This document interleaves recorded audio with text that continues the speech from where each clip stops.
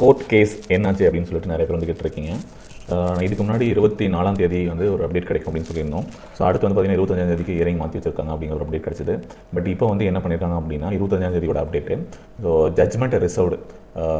அடுத்து வந்து next purpose for order கொடுக்க வேண்டியது மட்டும் தான் பெண்டிங் இருக்குது. பட் நெக்ஸ்ட் ஹியரிங் டேட் அவங்க வந்து கொடுக்கல.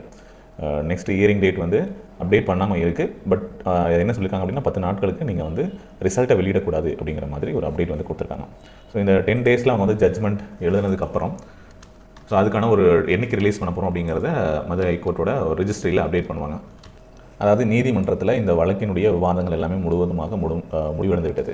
இனிமேல் நீதிமன்றத்தில் எந்த வாதங்கள் எதுவும் நடைபெறாது. அதாவது வழக்கினுடைய ஆவணங்கள் சட்டங்களை முழுமையாக வந்து செக் பண்ணிவிட்டு ஃபைனல் ஜட்ஜ்மெண்ட் எழுதுறதுக்காக ஜட்ஜ் என்ன பண்ணுவார் அப்படின்னா இந்த வழக்கை ஒத்தி வச்சிருப்பார் அப்படிங்கிறது தான் இந்த இதுக்கான மீனிங். ஜட்ஜ்மெண்ட் ரிசர்வ்டு அப்படின்னு சொல்லியிருக்காங்க.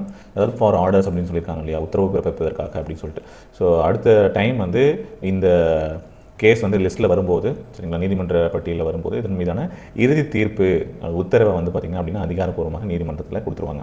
ஸோ நெக்ஸ்ட் வந்து அதுதான் அந்த டேட் எப்போ அப்படிங்கிறது மென்ஷன் பண்ணலை.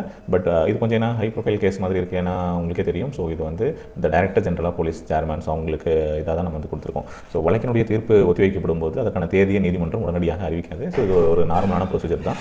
நீதிபதி தன்னுடைய தீர்ப்பை எழுதி முடித்த பிறகு தீர்ப்பை வாசிப்பதற்காக ஒரு குறிப்பிட்ட தேதியை கோர்ட் ரெஜிஸ்டரில் அப்டேட் பண்ணுவாங்க. அது வரைக்கும் நம்ம வந்து வெயிட் பண்ணணுங்க, சரிங்களா. ஸோ ஒரு 10 டேஸ் ஆகும் வெளியிட முடியாது அப்படின்னு சொல்லிட்டு நியூஸில் கொடுத்துருக்காங்க. ஸோ தேர்வு முடிவுகளை வெளியிட 10 நாட்களுக்கு இடைக்கால தடை விதித்து உத்தரவிட்டிருக்காங்க. அது வரைக்கும் ரிசல்ட்டும் வெளியிட மாட்டாங்க. இதுதான் வந்து அப்டேட். அவர் என்ன கேட்டார் அப்படின்னா தென்காசியை சேர்ந்த குருசாமி ஆனந்தராஜ் அவர்கள் தாக்கல் செய்த மனுவில் பகுதி பார்ட் பி வினாத்தாளில் குறிப்பிட்டிருந்தபடி தமிழ் வினாக்கள் இடம்பெறவில்லை அப்படின்னு சொல்லியிருக்காங்க. ஸோ ஆனால் அங்கே வந்து பார்த்திங்க அப்படின்னா தமிழ் வினாக்களுக்கு பதிலாக உளவியல் பகுதியிலிருந்து கூடுதலான வினாக்கள் கேட்டிருக்காங்க ஸோ அப்படின்னு சொல்லியிருக்காங்க.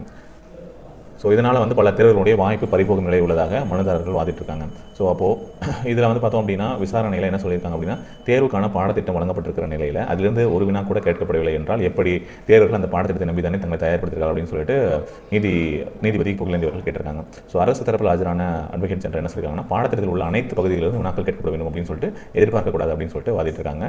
அப்போது இதற்கு பதிலளித்த நீதிபதி போட்டித் தேர்வுகளில் ஒரு மதிப்பெண் கூட முடிவே மாற்றக்கூடிய வல்லமை கொண்டது அப்படின்னு சொல்லிட்டு இந்த வழக்கினுடைய தீர்ப்பை ஒத்தி வச்சிருக்காரு. ஜட்ஜ்மெண்ட் ரிசர்வ்டு அப்படின்னு சொல்லிட்டு அப்டேட் பண்ணியிருக்காங்க, சரிங்களா. ஸோ இதான் அந்த கோர்ட்டோட டீடைல்ஸ். 10 டேஸ் டைம் வந்து இருக்குது. ஸோ அதுக்கு பிறகு தான் ஃபைனலான ஒரு அப்டேட் வந்து கிடைக்கும். ஸோ வேறு எந்த இதுவும் இப்போதைக்கு இல்லை, அனௌன்ஸ்மெண்ட் கிடையாது, சரிங்களா. ஸோ நிறைய பேர் வந்து எஸ்ஐ ரிசல்ட் பற்றின டீடைல்ஸ் வந்து கேட்டிருக்கீங்க. ஸோ உங்களுக்காக தான் இந்த அப்டேட். ஸோ மறக்காம உங்கள் ஃப்ரெண்ட்ஸ் எஸ்ஐ எக்ஸாம்ஸ் எழுதுறவங்களுக்கும் இந்த டீடைல்ஸ் வந்து ஷேர் பண்ணிவிடுங்க. ஆல்ரெடி அப்கமிங் எஸ்ஐ எக்ஸாம்ஸ்க்கு பண்ணிட்டு இருக்கிறவங்க உங்களோட ப்ரிப்பரேஷன் இப்போ ஸ்டார்ட் பண்ணுங்கள். ஸோ அதுக்கான கிளாஸ் அண்ட் டெஸ்ட் சீரியஸ் நம்ம ரெகுலராக அப்டேட் பண்ணிட்டு இருக்கோம். நியூ பேட்ச் வந்து கூட வந்து பார்த்திங்க அப்படின்னா நாளையிலேருந்து டெஸ்ட் வந்து ஸ்டார்ட் ஆகுது. ஸோ நெக்ஸ்ட் இயர் பண்ணுறவங்க அண்ட் மார்க் கொஞ்சம் லோ எடுத்தவங்க, ஸோ நீங்களாம் வந்து பார்த்திங்க அப்படின்னா உங்களோட ப்ரிப்பரேஷன்